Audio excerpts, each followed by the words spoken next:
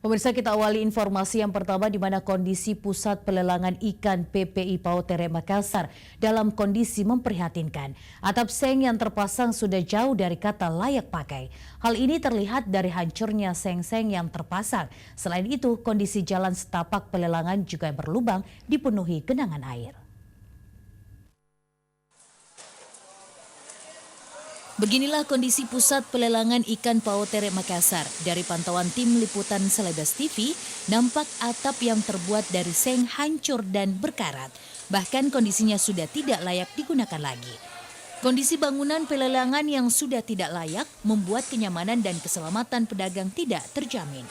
Salah satu buru ikan pelelangan Pautere, Rahmat, mengatakan kerusakan pada atap pelelangan sudah berjalan 1 tahun lebih.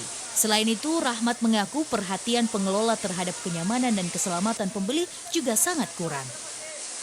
Kondisinya sudah 1 tahun ini, sudah 1 tahun lebih. Harapannya Pak bagaimana? Harapan kami kalau bisa dari pemerintah ganti Pak, karena kita kasihan orang di dalam kalau menjual kalau pagi-pagi. Ya. Apalagi ini kan sudah mau masuk musim hujan. Ya. Jadi harapan kami tolong diperhatikan ini supaya bisa diganti. Rahmat berharap pemerintah segera memperbaiki atap pelelangan agar pedagang tidak lagi kehujanan saat musim penghujan tiba. Menurutnya, saat hujan pedagang harus membuat tenda dari terpal untuk bisa kembali melanjutkan aktivitas penjualan mereka. Fidar, Selebes TV.